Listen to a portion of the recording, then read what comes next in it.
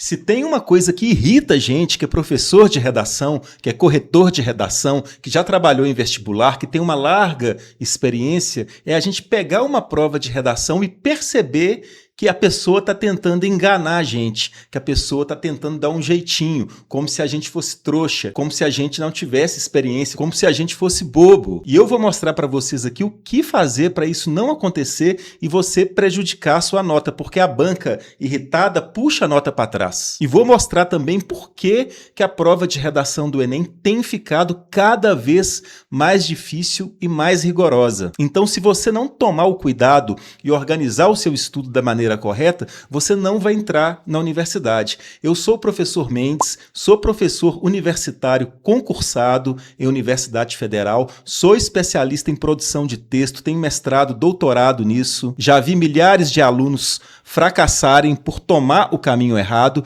e muitos brilharem por tomar o caminho certo e infelizmente é a minoria. Aproveita então, segue o canal aqui porque eu tenho muito conteúdo gratuito e de qualidade baseado na minha experiência na universidade pública. Vamos lá, o que acontece? Vocês precisam entender isso. Por que ficou tão difícil a prova de redação do Enem? Deixa eu contextualizar isso aqui rapidamente. Qual que é o nosso cenário ao longo dos anos? Houve uma queda de 99,8%, que é quase 100%, gente, nas notas 1000 desde o pico de 2011 até 2025. O que eu quero mostrar para vocês? Em 2011, houve um recorde máximo de redações nota 1000.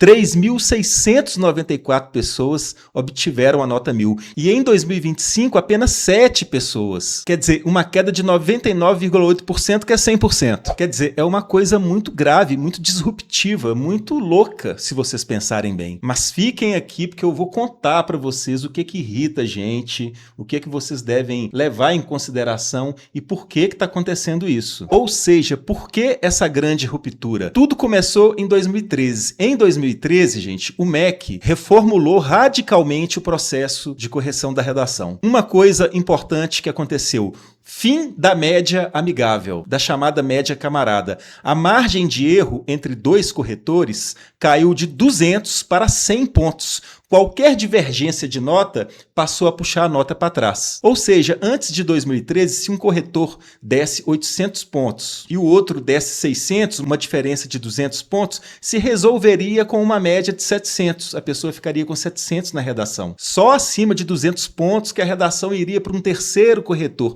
Essa média caiu para 100 pontos. Se tem uma diferença de 100 pontos, já vai para o terceiro corretor. E o terceiro corretor tende a ser mais rigoroso, ser mais criterioso e caprichar ali no peso da mão que julga. Outra coisa que aconteceu em 2013, o chamado rigor gramatical binário. A avaliação gramatical da competência 1 ficou mais rigorosa. Então, na competência 1, apenas 2 desvios leves são tolerados para a nota máxima. Então, se a pessoa tem mais de 2 errinhos bobos ali, um errinho de concordância, de vírgula, de pontuação, de regência, ele já fica no mínimo com 160 em 200, já perde muito ponto. E, finalmente, a questão do repertório.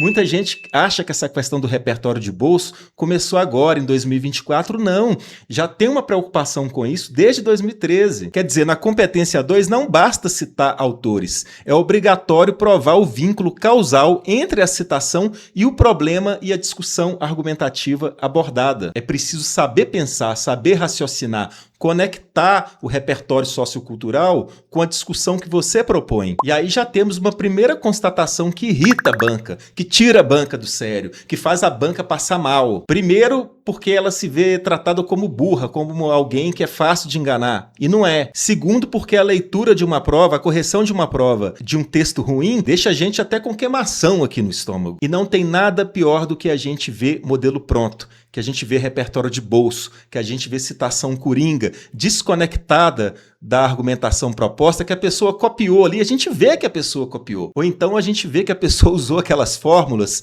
aqueles textos com espaços vazios que as pessoas decoram para preencher supostamente qualquer tema. A gente vê isso, gente, com 2 quilômetros de distância. E isso causa um desconforto muito grande. Imagina a gente corrigindo 10 redações e vendo isso toda hora. A gente se irrita. Imagina a gente corrigindo 500 redações, 1000 redações. A gente vai ficando com raiva da pessoa que está ali. Porque a gente vai tendo tendo a impressão que a gente está sendo tratado como idiota. Então vocês precisam legitimar o repertório de vocês, tornar o repertório produtivo e aprender a pensar e a raciocinar. E isso se faz com escrita, com revisão da própria escrita e reescrita. Eu acho essa dica muito valiosa porque muita gente escreve no treino uma redação, a redação ficou ruim ou alguém deu uma nota ruim para você, você joga o seu texto fora e parte para outro tema. Não, o seu texto ruim é o seu melhor amigo. Ele contém o DNA dos seus principais erros e problemas que você tem de trabalhar. Ele é a melhor ferramenta que você tem à sua disposição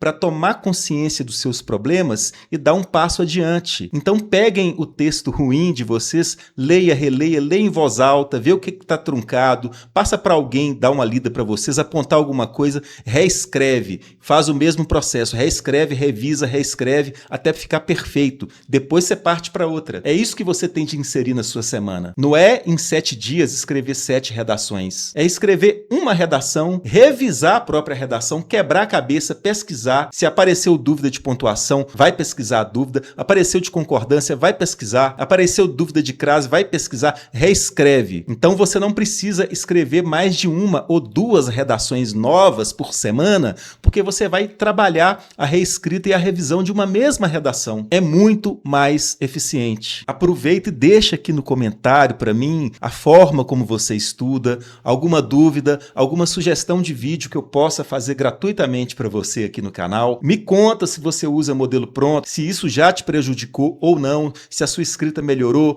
continua a mesma coisa, se piorou. Percebam então, pessoal, como que tudo isso tem feito a nota 1000 praticamente entrar em extinção. Eu não duvido a gente chegar num Enem aí em que não vai ter nenhuma nota 1000. A gente está caminhando para isso, se a gente não mudar a nossa postura de estudar. Esse gráfico aqui mostra isso muito claramente. Queda histórica. Em 2011, 3.694 notas 1000. Em 2012, cai para 2.083. E em 2013, justamente em 2013, quando essas mudanças aconteceram, caiu para 481 e daí em diante foi despencando aos poucos até a nota 7. E antes que eu me esqueça, eu quero falar uma coisa importante aqui também. Essa queda não se deve apenas às mudanças em 2013, mas com um fenômeno cultural que passou a acontecer a partir daí. A venda de modelos prontos pela internet. As pessoas passaram a ter o hábito de comprar cursos pela internet e apesar de ter muita coisa boa, tem muita coisa ruim também. As pessoas não olham o currículo dos professores. Fica essa dica aí. Tem material online de qualidade?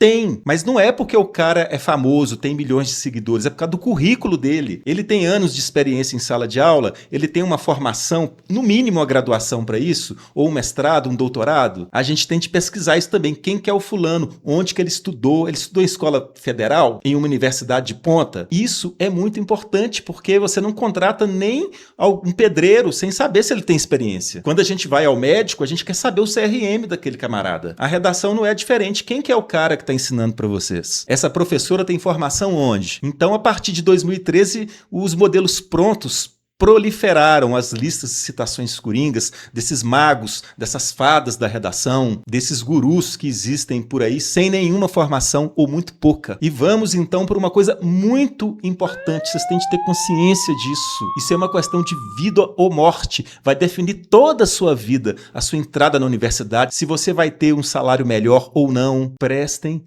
muita atenção. O que a prova de redação exige hoje? E já em 2013, esse paradigma mudou. O Enem não avalia mais o escrever bem, não avalia mais uma simples, boa escrita. A banca quer ver projeto de texto, gente. Projeto de texto. A gente tem de saber planejar. A gente já tem de ter o esquema e o texto pronto na nossa cabeça antes de a gente mexer a mãozinha ali no papel. A gente tem de saber construir um bom projeto de texto através de uma leitura eficiente dos textos motivadores e da compreensão eficiente do tema. É a mesma coisa quando a gente entra em um imóvel, a gente vê que ele foi bem planejado, que cada coisa está no seu lugar certo, está tudo arrumado, bem distribuído, proporcional. No texto é a mesma coisa, o projeto de texto é fundamental. E a propósito, eu tenho um curso que se chama Arquitetura da Redação Nota 1000, que destrincha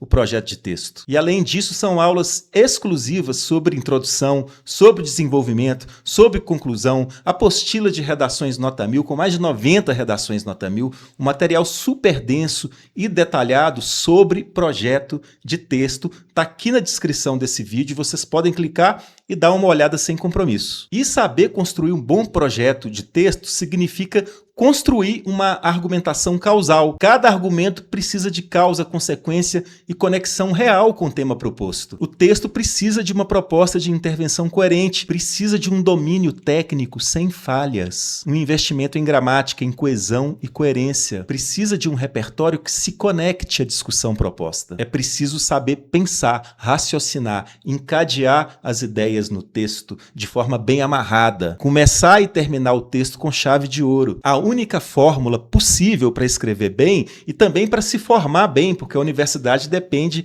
de textos muito mais difíceis do que a prova de redação do Enem. Ainda mais se você quer passar no concurso público depois, né, mestrado, doutorado, texto é vida, gente. Texto é qualidade de vida. E a única forma é investir nesses pilares que eu sempre reforço.